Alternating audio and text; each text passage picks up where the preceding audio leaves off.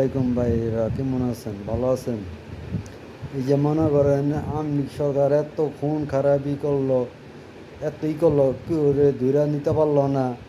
নারায়ণগঞ্জের ছেলেমেয়েরা আইবি এত ভালো কাম করছে, নারায়ণগঞ্জের এতই করছে, এই মহিলার রূপে এত অনেক কেন? আপনারা বলেন কি দোষটা করছে নারায়ণগঞ্জ শহরের? কোন কামটা খারাপ করছে? এই আমার লাইফে আজকে আমি বন্ধ থাকি 30-35 বছরের বেশি, কোনো সরকার এমন কাম করে নাই। আইবি যে কাম করছে, এই কাম করানোর লাগে কি বিডি দোষী? এই বিডি এত খুন খারাপি করছে? হ্যাঁ, না ভালো কাম করানোর লিগে হারে ধরে লিয়ে গেছে? আপনারা বলেন তো কি লেগে এই মহিলারা ধরে নিল? আমার যদি অপরাধ হয়ে থাকে জয় বাংলা জয় বঙ্গবন্ধু বলার কারণে, তাহলে আমি সেই অপরাধী হতে চাই। বর্তমান যারা সরকার আছেন সাম্যের কথা বলেছেন, বৈষম্যের বিরুদ্ধে আপনারা আন্দোলন করেছেন, সরকার হটিয়ে নতুন সরকার এসেছেন, তাহলে কি এই বৈষম্য? তাহলে অনেস্ট রাজনীতির সততার কিসয় মূল্যায়ন?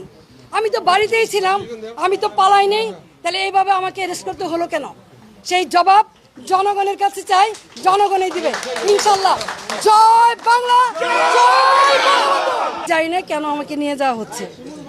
যেহেতু আমার এখানে প্রশাসন এসেছে এবং ওনারা বলেছে যে আমার বিরুদ্ধে ওয়ারেন্ট ইস্যু করা হয়েছে, যদিও তারা আমাকে ওয়ারেন্ট ইস্যুটা দেখাতে পারে নাই, কিন্তু আমি আইনের প্রতি শ্রদ্ধাশীল হয়ে আমি তাদের সাথে যাচ্ছি। আমি দুঃখ প্রকাশ করছি যে তারা রাত্রেবেলা এসেছে, আমি রাত্রেবেলা বেরোতে চাই নাই, তারা সারা রাত আমার এখানে ছিল প্রশাসনের লোকজন, এই জন্য আমি দুঃখ প্রকাশ করছি যে আমি ওনাদের কষ্ট দিয়েছি। আপনারা দেখেছেন যে আমার মহল্লার লোকজন তারা এখানে সারা রাত অবস্থান নিয়েছে। আমি আমার এলাকাবাসীকে, মহল্লাবাসীকে ধন্যবাদ দিতে চাই তাদের এই ভালোবাসার কারণে, যে আপনারা কোনো শৃঙ্খলা আচরণ করেন নাই, শান্তভাবে।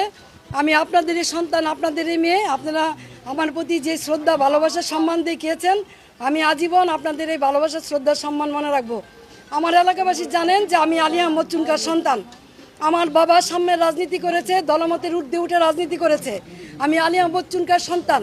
আমার যদি অপরাধ হয়ে থাকে জয় বাংলা জয় বঙ্গবন্ধু বলার কারণে, তাহলে আমি সেই অপরাধী হতে চাই।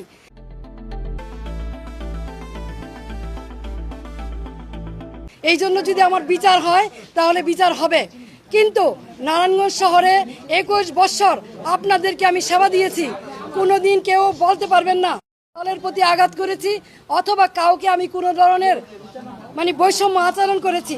দলমতের ঊর্ধ্বে উঠে নিজের দলের ভিতরে থেকে তারপরও মানুষের কল্যাণে কাজ করার চেষ্টা করেছি। বিরোধ সত্য, মতভেদের সত্য, এই শহরের নারায়ণগঞ্জবাসীর জন্য এমন কোনো জায়গা নেই যেখানে প্রতিবাদ